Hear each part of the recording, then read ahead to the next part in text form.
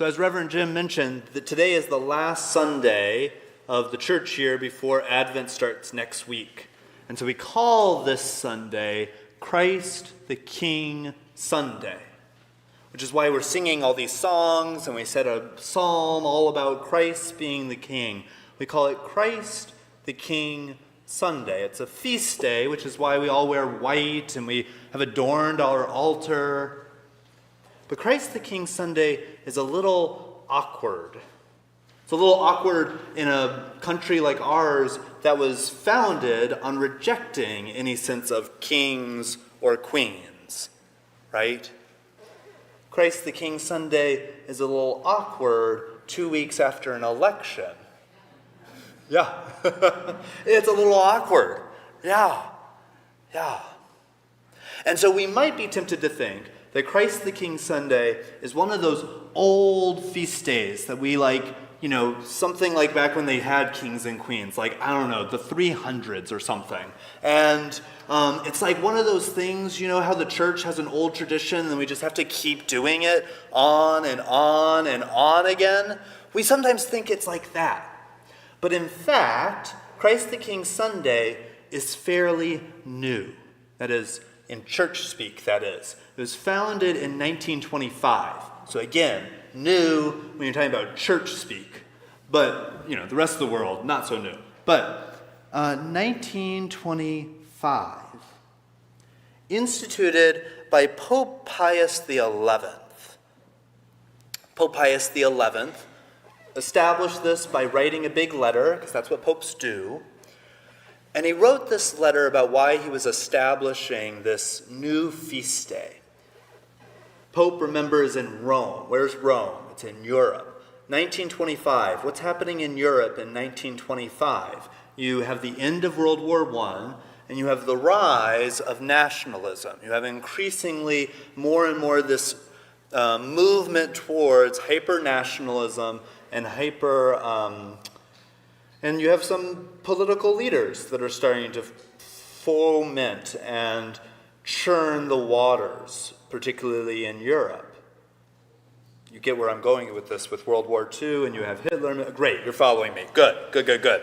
And so Pope Pius XI wrote that I'm establishing Christ the King Sunday to remind Christians everywhere that their ultimate allegiance is not with any nation or political leader. Their ultimate allegiance is with Jesus Christ. So I'm going to say that again. Pope Pius XI wrote in his letter when he established this new feast day that he established Christ the King Sunday to remind all Christians that their ultimate allegiance is not with any nation and not with any political leader, but that it is ultimately with Christ. Now, that's a lot of Roman Catholic speak. And so you might be wondering, but we're Anglicans or Episcopalians. Why are we talking about this here? For those of you who are wondering about that, this is just a quick aside. We follow a lectionary. I don't pick these readings. None of us pick these readings. I didn't want to talk about this 2 weeks after the election. You don't want to hear about it 2 weeks after the election. But here we go. And it's a 3-year lectionary cycle. We read through the Bible over 3 years. And it's an ecumenical activity. It is something that the Catholics, the Episcopalians, the Methodists, the Lutherans, the Presbyterians, there are probably some others who I'm forgetting. I'm sorry. But we all read the same readings every Sunday. So that happened around the 70s-ish. The history buffs will correct me later. That happened around the 70s-ish. And so that's why, for those of you wondering, that's why we also honor this Christ the King Sunday. But it's helpful to go back to its Catholic roots, or really its roots period, to understand why this was established in the first place. Notice that Christ the King Sunday is not that Christ is the king and all the political leaders in the world somehow derive their authority from Christ.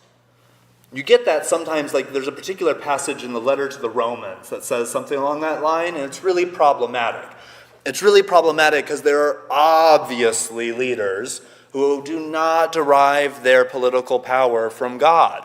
I don't even need to talk about, I'm just talking about like Stalin and Hitler. Like they're obviously political leaders who do not derive their authority from God. And so that kind of theology sometimes slips into a Christ the King Sunday, and it's not helpful.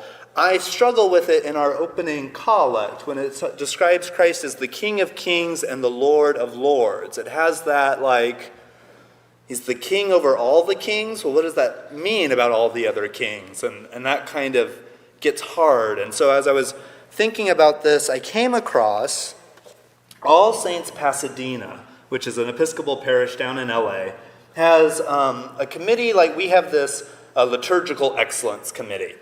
We have a committee called Liturgical Excellence. We can talk about that later. Anyways, their version at All Saints Pasadena rewrote, they didn't like pray, they say the prayer from the Book of Common Prayer in their worship service, but they wrote like a blog post and they gave a little rewrite on the collect, and I found it really moving, and I'd like to pray it and share it with us. Most gracious God, who in Jesus of Nazareth showed us an alternative to the kings, queens, and emperors of history, help us to revere and emulate Jesus' leadership, to love and seek justice for all. Help us to see the life-changing power of love, and in Christ, with you and the Holy Spirit, may we co-create a world ruled not through domination, but through radical compassion and love. Amen. And I think that gets at that spirit, right? It's not that Christ is the king and everything that happens in the world is ordained by Christ, but it's rather, again, this reminder that our ultimate allegiance is with Christ, not the political leaders and rulers. And I like how the prayer names that Jesus showed us an alternative to the kings and queens and emperors of history. If we look at the kings and queens and emperors of history, they don't have a really good track record. No. Yeah. Reverend Megan at the 9 o'clock was doing an intergenerational homily, and she asked, like, what are kings like? And there were lots of good answers about, like, they wear fancy robes, and they make a lot of rules, and they boss people around. And then, like, a bunch of choir people were like, they're despots. They oppress people. They tax you. So, like, yeah, that's kind of the history of kings and queens, of emperors through history. In our gospel reading, we have Pilate. Pilate is the stand-in, is the representative of Caesar. Caesar's the emperor in Rome, remember? But Pilate is his representative. He's the guy that Caesar has sent to go and govern the area for Caesar, on Caesar's behalf. And remember, Caesar and the Roman Empire taxed the population to something like 90% of their income, just taxed them into poverty, right? And so kings and queens and emperors throughout history all have, I haven't been able to find a single one that hasn't participated in this system, these systems of domination, violence, and death. And that does go for our own political systems. That is to say, no matter which side of the aisle you're on, both political parties have their hands dirty with participating in these systems of domination, violence, and oppression. Whether we're talking about Bill Clinton's bombing of Kosovo or Reagan's involvement in the Iran-Contra crisis, right? Both political parties are complicit and have their hands dirty with systems of domination, violence, and death. In fact, it is so ubiquitous that there is a Catholic theologian. I know, I'm sorry, for those of you who are sensitive to all the Catholic talk, there's a lot of it today, but this is good. So there's this Catholic theologian, Karl Rahner. Karl Rahner had this interesting take on original sin. Ooh, another one that Episcopalians don't like to talk about. But Karl Rahner talked about original sin as not something that lives in you. It's not something that lives in me. Original sin is the conditions of the world in which we are born into. It's this recognition that none of us have arrived to a world of a blank slate. The world that we were born and arrived into was already determined and shaped by the thousands of decisions, well, more than thousands, you get what I'm saying, the millions, the billions of decisions and actions of people throughout history, such that the situation we are born into already has its freedoms constrained by that history that sort of determines, shapes the situation we find ourselves in. It's a lot of heady theological talk, and so luckily Ronner gives us an example. He says, remember or imagine when you went and bought a banana at the grocery store. When you went and bought a banana at the grocery store, it seemed like it was a simple, innocuous action. No harm done. But recognize that the banana was, and he's in France, that maybe sometimes helps, was not grown very local. The banana was grown somewhere far away, often in a country where it did not have great labor laws, and it did not have great environmental laws, and so it perhaps came from a banana orchard that had been way over-farmed, the soil is depleted, and then picked by workers who are underpaid, mistreated, and perhaps can't even afford the banana that they're picking. It is then put on ships or planes or trucks, all three in fact, and travels all the way across the globe, creating all sorts of carbon emission and pollution and all the problems, and then it arrives, and some truck driver who's also getting paid whatever they're getting paid and travels it, and then you have the grocery worker who's, the politics, are they getting paid enough, and then it lands in that display where you pick up the banana. Do you see how this notion of original sin, from Ronner's perspective, is the way in which these systems of violence, domination, and oppression have become so ubiquitous into the whole way we operate that in some ways, no matter what choice I make, I get caught up in it.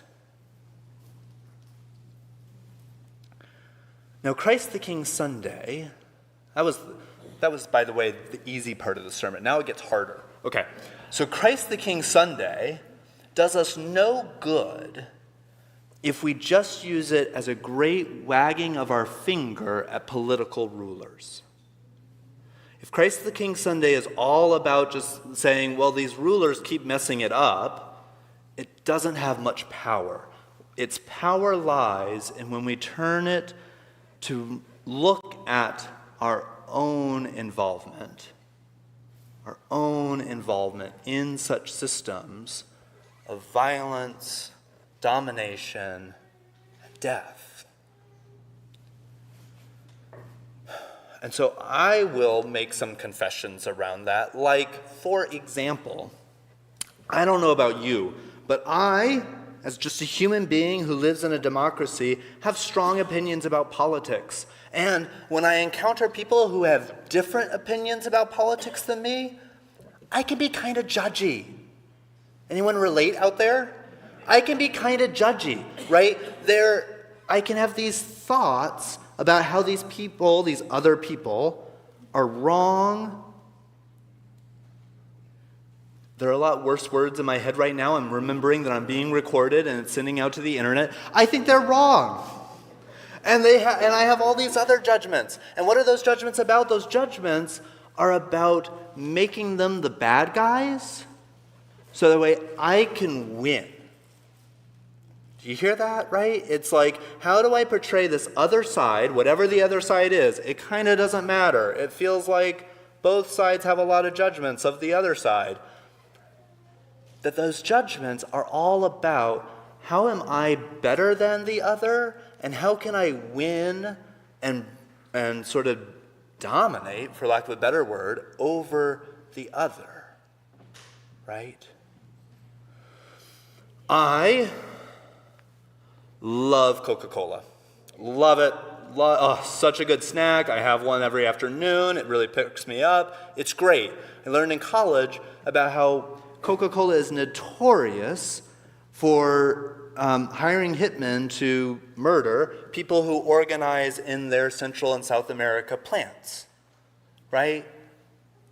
These systems and the decisions I make me complicit and participate in these systems of violence, domination, and death. And I confess that not to make it all about me, but I hope what I'm doing is holding up the mirror. I didn't want to single any of you out. That would feel a little mean. But I wanted to hold up the mirror to see, and I hope you can hear some of yourself in the mirror. How do I, in my daily choices and the actions I make, in the ways I think about my neighbor who I disagree with, my neighbor who I see as the bad one, right? How do I participate in these systems of death, violence, and domination? And then we got in our gospel story this exchange between Pilate and Jesus, where Jesus is portrayed as a king, but he says, if I were a king like you think I'm a king, Pilate, like we might think of a king, my followers would be fighting to set me free, right? If I were a king in this system of dominance, violence, domination, violence, and death, my followers would be fighting. There'd be a war. There'd be two armies clashing and fighting. But my kingdom is not of this world. My kingdom doesn't participate in those kinds of systems. In other ways, the way that Jesus acts and moves through the world is trying to open up for us a different way. A way that is based in self-sacrificial love. We know how that story ends, how that gospel story takes us all the way to Holy Week. And we know that Jesus' followers don't rise up and fight for his liberation and freedom, but instead Jesus is nailed to a cross. And as his hands are bloodied by the Roman centurions who have nailed him to it, he says, my God, forgive them, for they don't know what they're doing. And so we know that Jesus models this self-sacrificial love that offers to us this alternative way to systems of violence, domination, and death. The question is always, but what does that look like? What does that mean? How do I do that? And so to close the sermon, I'm going to give like a quick flyby, like bird's eye level view of that. And then your homework, if you choose to accept it, is to go home and continue to chew on these things. But I think it starts with being deeply humble. Jesus, as he moved through the world, didn't see anyone as less than him. Jesus, as he ministered to people, didn't see people as worthy or unworthy.